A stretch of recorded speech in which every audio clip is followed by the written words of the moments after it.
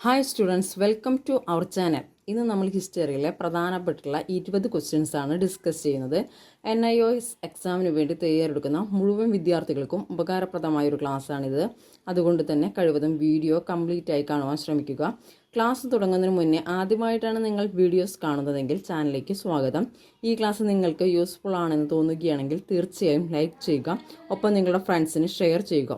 അപ്പോൾ നമുക്ക് ക്ലാസ്സിലേക്ക് പോകാം. 81st question, name the capital of Pallava. പല്ലവന്മാരുടെ ക്യാപിറ്റൽ എവിടെയായിരുന്നു? പല്ലവന്മാരുടെ ക്യാപിറ്റൽ കാഞ്ചി. കാഞ്ചി എന്ന സ്ഥലത്തായിരുന്നു പല്ലവന്മാരുടെ ക്യാപിറ്റൽ. പല്ലവന്മാരിൽ പ്രധാനപ്പെട്ട റൂളേഴ്സ് ആയിരുന്നു മഹേന്ദ്രവർമ്മൻ, നരസിംഹവർമ്മൻ. പല്ലവന്മാരെ ഡിഫീറ്റ് ചെയ്തത് ചോളാസ് ആയിരുന്നു.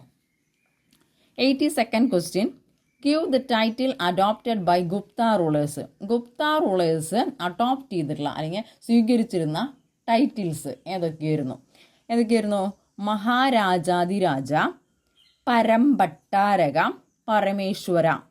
മഹാരാജാതിരാജ, പരംഭട്ടാരക, പരമേശ്വര എന്നീ ടൈറ്റിൽസ് ആയിരുന്നു ഗുപ്ത റൂളേഴ്സ് അഡോപ്റ്റ് ചെയ്തിട്ടുണ്ടായിരുന്ന ടൈറ്റിൽസ്. കിങ് ഓഫ് കിങ് എന്നുള്ള ടൈറ്റിലൊക്കെ അവർ സ്വീകരിച്ചിട്ടുണ്ടായിരുന്നു. ഫൗണ്ടറായിട്ടും ഗുപ്ത റൂളേഴ്സിൻ്റെ ഫൗണ്ടറായിട്ട് കണക്കാക്കപ്പെടുന്നത് ശ്രീഗുപ്തയായിരുന്നു.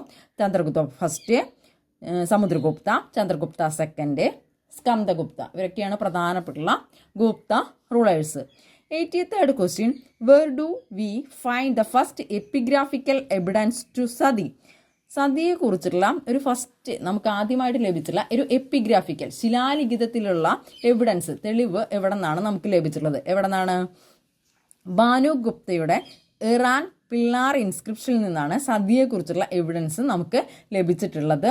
ഈ ഇൻസ്ക്രിപ്ഷനിൽ ഗോപരാജൻ്റെ മരണശേഷം ഭാര്യ സതി അനുഷ്ഠിച്ചിരുന്നു. ഇതാണ് ഫസ്റ്റ് നമുക്ക് ലഭിക്കുന്ന എപ്പിഗ്രാഫിക്കൽ എവിഡൻസ്. സതിയെക്കുറിച്ച് ലഭിക്കുന്ന ആദ്യത്തെ എപ്പിഗ്രാഫിക്കൽ എവിഡൻസ് എവിടെ നിന്നാണ് ലഭിച്ചിട്ടുള്ളത്? ഭാനുഗുപ്തയുടെ ഇറാൻ പിള്ളാർ ഇൻസ്ക്രിപ്ഷനിൽ നിന്നാണ് ലഭിച്ചിട്ടുള്ളത്. ഇന്ത്യയുടെ ഗവർണർ ജനറൽ ആയിട്ടുള്ള lord William Benedict 1829 sati abolish ചെയ്തിട്ടുണ്ടായിരുന്നു. അതുപോലെ തന്നെ സതി നിർത്തലാക്കാനായിട്ട് ശ്രമിച്ചിട്ടുള്ള ഒരു സോഷ്യൽ റിഫോർമർ ആയിരുന്നു Rajaram Mohan Roy. 84th question, what were the Gupta coins known as. Gupta coins എന്ത് പേരിലാണ് അറിയപ്പെടുന്നത്? ഗുപ്ത കോയിൻസ് ദിനാർസ് എന്ന പേരിലാണ് അറിയപ്പെടുന്നത്. ഗുപ്തന്മാര് ഗോൾഡ്, സിൽവർ, കോപ്പർ, ലെഡ് എന്നീ മെറ്റലുകളിലെല്ലാം തന്നെ കോയിൻസ് നിർമ്മിച്ചിരുന്നു. ഗുപ്ത കോയിൻസിനെ പൊതുവായിട്ട് ദിനാർസ് എന്ന പേരിലാണ് അറിയപ്പെടുന്നത്. 85th question, where did Harsha convene an assembly for Buddhism. ബുദ്ധിസവുമായി ബന്ധപ്പെട്ട് ഹർഷൻ വിളിച്ചുകൂട്ടുള്ള അസംബ്ലി എവിടെയായിരുന്നു? കനൂജിലാണ് ഹർഷൻ ബുദ്ധിസവുമായി ബന്ധപ്പെട്ടുള്ള ഒരു അസംബ്ലി കൺവെൻ ചെയ്തത് അല്ലെങ്കിൽ വിളിച്ചു കൂട്ടിയിട്ടുണ്ടായിരുന്നത്. ബുദ്ധൻ്റെ ടീച്ചിങ്സ് ഹൈലൈറ്റ് ചെയ്യാൻ വേണ്ടിയിട്ടാണ് ഈ അസംബ്ലി വിളിച്ചു കൂട്ടിയിട്ടുണ്ടായിരുന്നത്. പിന്നീട് പ്രയാഗിലാണ് ഇതുപോലുള്ള ഒരു അസംബ്ലി നടത്തിയിട്ടുള്ളത്. 86th question, who founded the Vikramashila university. ആരാണ് വിക്രമശില യൂണിവേഴ്സിറ്റി ഫൗണ്ടർ ചെയ്തത്? ആരാണ്?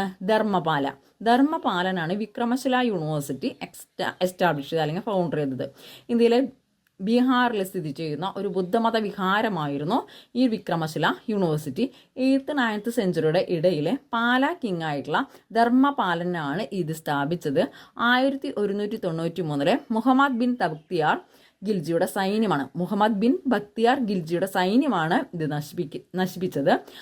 ഏകദേശം ഒരു 100-ലധികം ടീച്ചേഴ്സ് ഉണ്ടായിരുന്നു, 1000-ലധികം സ്റ്റുഡൻസ് ഉണ്ടായിരുന്നു. ഒരു ബുദ്ധമത വിഹാരമായിരുന്നു Vikramashila university. 87th question, which Chola king acquired the title of Gangaikonda and why. ഏത് ചോള കിങ് ആണ് ഗംഗൈകൊണ്ട എന്നുള്ള ടൈറ്റിൽ സ്വീകരിച്ചത്? ആരാണ്? Rajendra first. Yes, he was conqueror of Ganga. Rajendra first ആണ് ഗംഗൈകൊണ്ട എന്നുള്ളൊരു ടൈറ്റിൽ സ്വീകരിച്ചിട്ടുള്ള ചോള കിങ്. എന്തുകൊണ്ടാണ് അദ്ദേഹം സ്വീകരിക്കാനുള്ള കാരണം? അദ്ദേഹം എവിടെയാണോ ഗംഗ കോൺക്വർ ചെയ്തു, അതുകൊണ്ട് തന്നെയാണ് അദ്ദേഹം ഗംഗൈകൊണ്ട എന്നുള്ള ടൈറ്റിൽ സ്വീകരിക്കാനുള്ള കാരണം. 88th question, what is the most important contribution of Cholas to the art of sculpture. ചോളാസിൻ്റെ ഏറ്റവും ഇമ്പോർട്ടൻ്റ് ആയിട്ടുള്ള ഒരു കോൺട്രിബ്യൂഷൻ ഏതിലാണ്? ആർട്ട് ഓഫ് സ്കൾപ്ചറിലുള്ള കോൺട്രിബ്യൂഷൻ എന്താണ്? Bronze image of Nataraja. Bronze image of നടരാജയാണ് ചോളാസിൻ്റെ ഏറ്റവും ഇമ്പോർട്ടൻ്റ് ആയിട്ടുള്ള ആർട്ട് ഓഫ് സ്കൾപ്ചറായിട്ട് കണക്കാക്കപ്പെടുന്നത്. ശിവൻ നൃത്തം ചെയ്യുന്ന ഒരു ശില്പ രൂപമാണ് നടരാജ വിഗ്രഹം എന്ന് പറയണത് കേട്ടോ. 89th question, whom do you consider the first sultan of Delhi Sultanate? Delhi സുൽത്താനേറ്റിലെ ആദ്യത്തെ സുൽത്താൻ ആരായിരുന്നു? ആദ്യത്തെ സുൽത്താൻ ആരാണ്? കുത്തബ്ദീൻ ഐബക്ക്. 1206 മുതൽ 1526 വരെ ഡൽഹി ആസ്ഥാനമാക്കി ഭരിച്ചിരുന്ന 5 പ്രധാനപ്പെട്ട ഡൈനാസ്റ്റി ഉണ്ടായിരുന്നു. ഏതൊക്കെയാണ് 5 പ്രധാനപ്പെട്ട dynasty? Slave dynasty or Mamluk dynasty, അല്ലെങ്കിൽ അടിമ വംശം എന്ന് പറയും. കിൽജി വംശം, Khilji dynasty, Tughlaq dynasty, Sayyid dynasty, Lodi dynasty.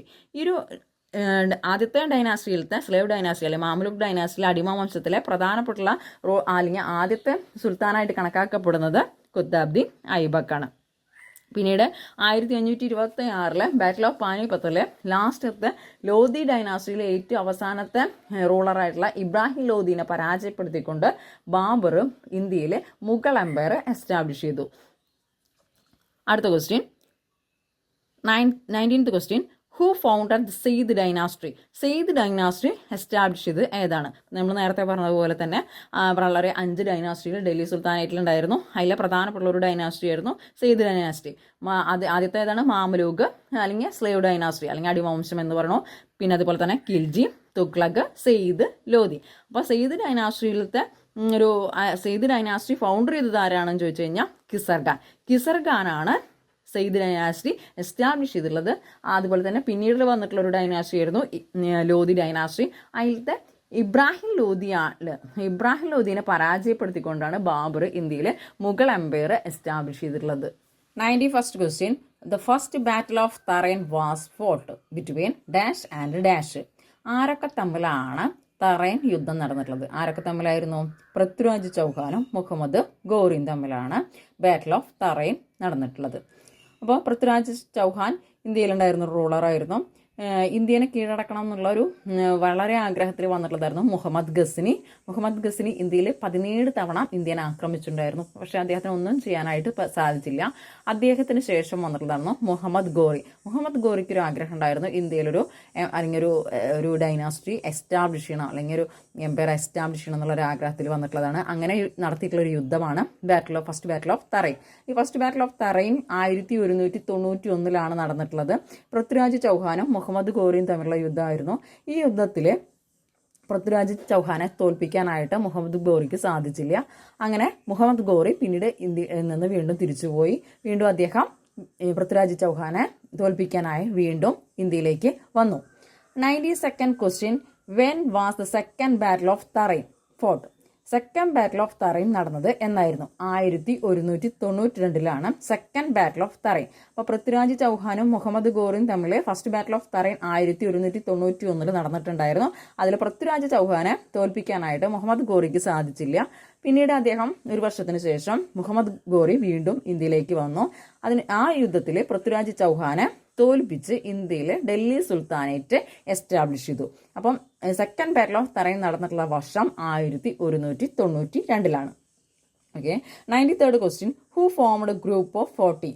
ആരാണ് ഗ്രൂപ്പ് ഓഫ് 40 അല്ലെങ്കിൽ ടർക്കൻ ഐ ചഹൽഗാനി എസ്റ്റാബ്ലിഷ് ചെയ്തത്? ആരായിരുന്നു? ഇൽത്തുമിഷ് ആയിരുന്നു ഗ്രൂപ്പ് ഓഫ് 40 അല്ലെങ്കിൽ ടർക്കൻ ഐ ചഹൽഗാനി എസ്റ്റാബ്ലിഷ് ചെയ്തിട്ടുള്ളത്. 94th question, who is the author of Tarikh i Mubarak Shahi എന്നുള്ള പുസ്തകം എഴുതിയിട്ടുള്ള ഓഥർ ആരായിരുന്നു?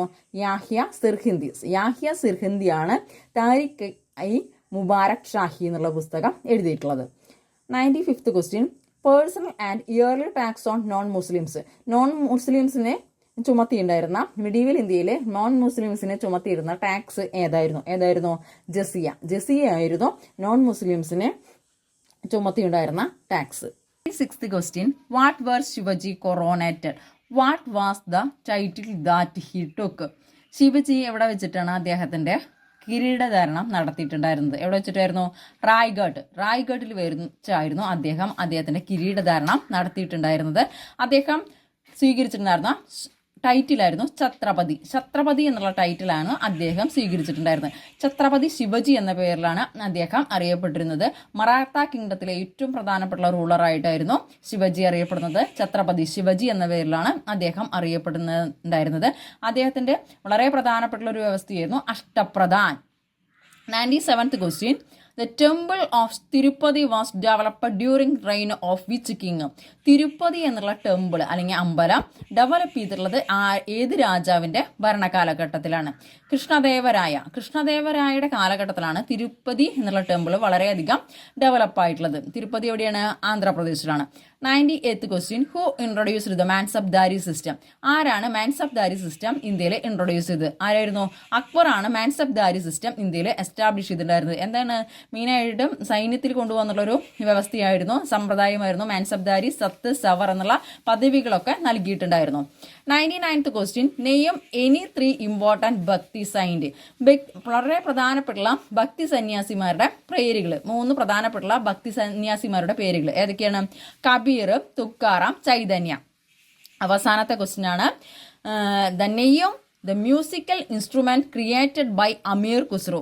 100ാമത്തെ ക്വസ്റ്റ്യൻ ആണ് ഏതാണ് അമീർ ഖുസ്രുവിൻ്റെ വളരെ പ്രധാനപ്പെട്ട ഒരു മ്യൂസിക്കൽ ഉപകരണം? ഏതായിരുന്നു?